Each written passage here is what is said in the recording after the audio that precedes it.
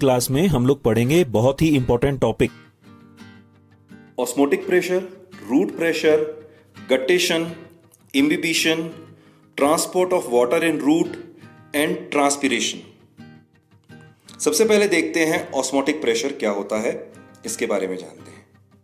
Osmotic pressure क्या है? Pressure of osmosis.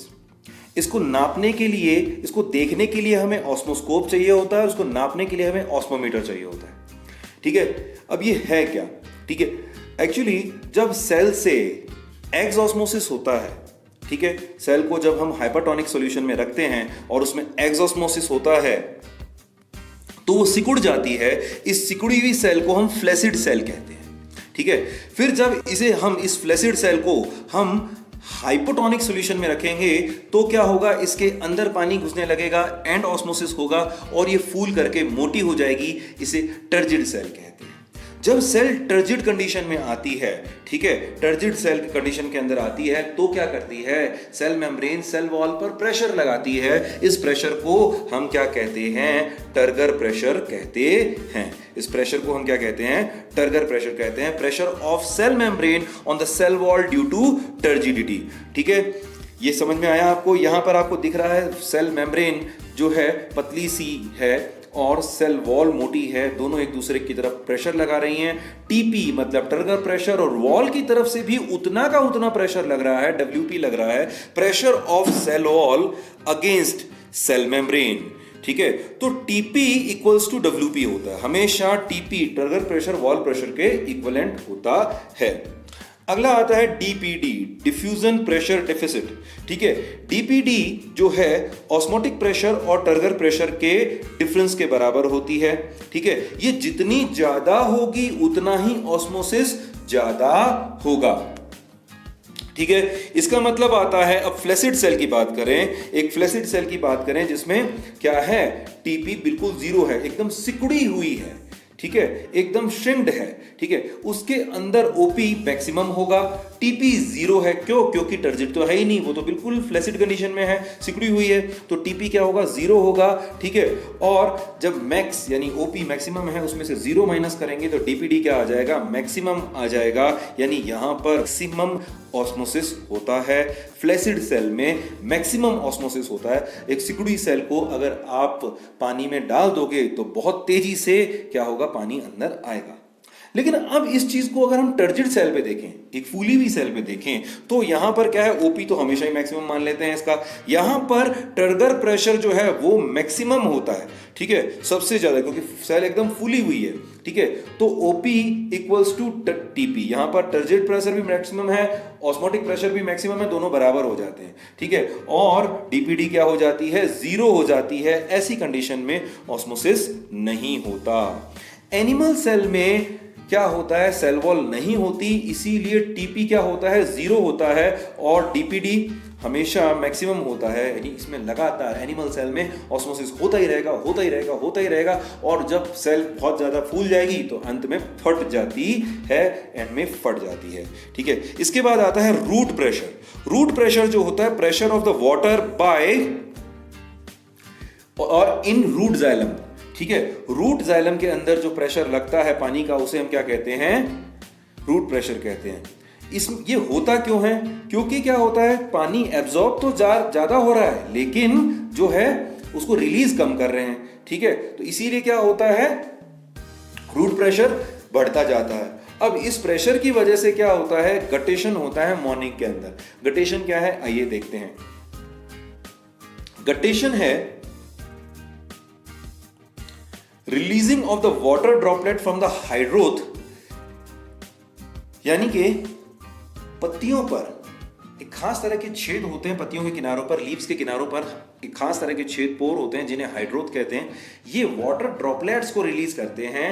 आमतौर पे स्टोमेटा वाटर वेपर रिलीज करते हैं, लेकिन ये वाटर ड्रॉपलेट रिलीज करते हैं। ठीक है, ये जो वाटर ड्रॉपलेट हैं सिर्फ मॉर्निंग में रिलीज होती हैं। ठीक है, जिसमें पानी एब्जॉर्ब तो ज्यादा हो रहा है रूट से, लेकिन क्या होता है? जो ट्रांसपिरेशन नहीं हो पा रहा, इस वजह से इवेपोरेट नहीं हो पा रहा, इस वजह से पानी का अंदर प्रेशर बढ़ जाता है, रूट प्रेशर बढ़ जाता है, और ये जो एक्स्ट्रा पानी है या एक्स्ट्रा प्रेशर है, ये कैसे बाहर निकाल देते हैं? हाइड्रो से बाहर निकाल देते हैं। कभी कभी आपको सर्दियों में या बरसात में पत्तियों के किनारे पे बूंद सी, पानी की बूंद टपकती हुई दिखती है, ठीक है, इसे हम ओस की बूंदें कहते हैं, ठीक है। ये जो है ये कहां से आती हैं? इसी से ही आती हैं, ठीक है। इसके बाद में आता है अब जो ये गटेशन होता है, गटेशन के लिए खास तरह का टिश्यू इनके अंदर होता है, ऐसी लीव्स के अंदर, इसे एपिथेम टिश्यू कहते हैं, ठीक है। और ये गटेशन जो है सिर्फ हर्ब्स में ही होता है, ठीक है। अगला पॉइंट है इम्बिबिशन। इम्बिबिशन का मतलब होता है absorption of the water without dissolving in it.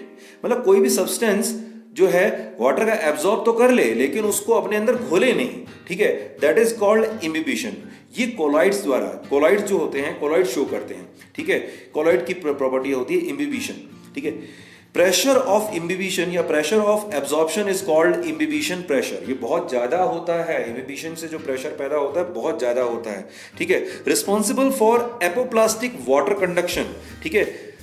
जो प्लांट है उसके अंदर दो तरह के वाटर कंडक्शन होते हैं, एपोप्लास्टिक और सिम्प्लास्टिक।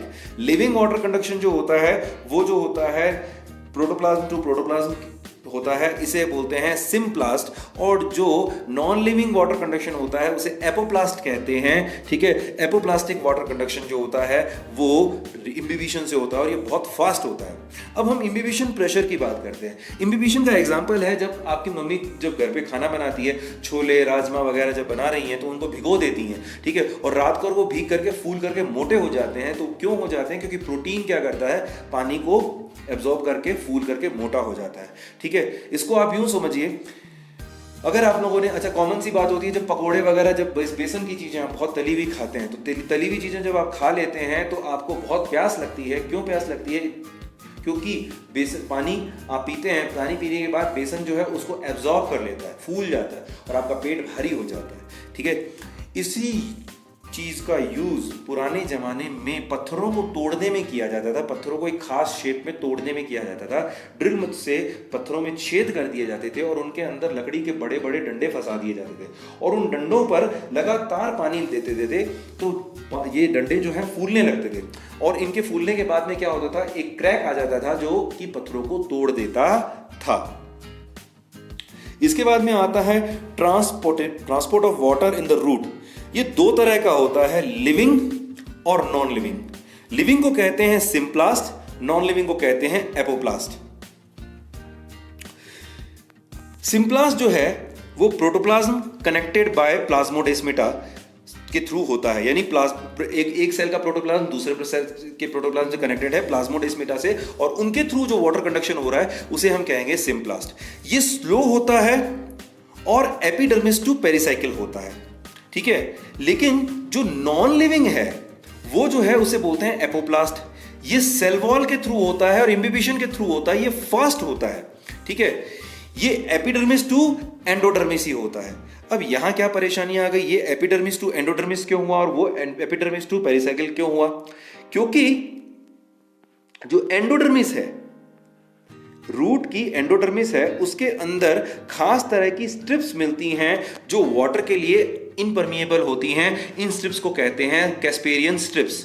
तो एंडोडर्मिस ये क्या है, वाटर को रोक देती हैं। Endodermis have Casparian strip which stop the apoplastic conduction of the water which without CS, ठीक है। ये बात समझ में आ गई?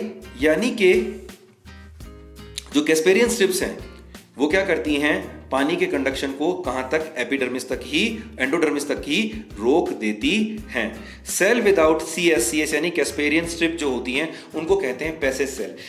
एंडोडर्मिस की कुछ सेल में क्या होता है, कैस्पेरियन स्ट्रिप्स नहीं होती, उनको पैसेज सेल कहते हैं, उनके थ्रू पानी फिर अंदर जाता है।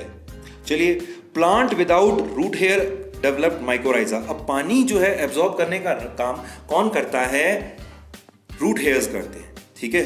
रूट हेयर्स करते हैं, एपिडर्मिस पे रूट हेयर्स लगे होते हैं, वो करते हैं। लेकिन कई प्लांट्स में रूट हेयर्स नहीं होते, तो वो क्या करते हैं, फंगस के साथ क्या करते हैं, एक सिम्बायोटिक रिलेशनशिप बना लेते हैं। इस रिलेशनशिप को हम कहते हैं माइकोराइजा। अब आता है ट्रांसपिरेशन। ट्रांसपिरेशन का मतलब होता है release of water vapour by aerial part of plant, यानी प्लांट के एरियल पार्ट वाटर का वेपर रिलीज करते रहते हैं, इसे हम क्या कहते हैं? ट्रांसपिरेशन कहते हैं। ट्रांसपिरेशन अलग अलग तरह का होता है। अगर ये स्टोमेटा के थ्रू हो तो इसे कहते हैं स्टोमेटल ट्रांसपिरेशन।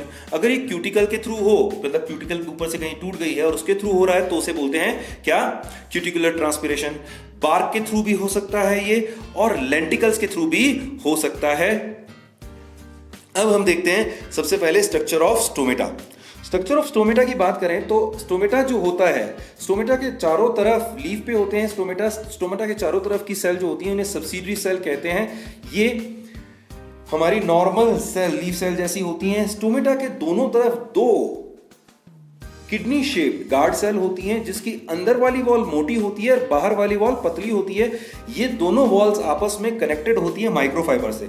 ठीक है, तो जैसे ही क्या होता है,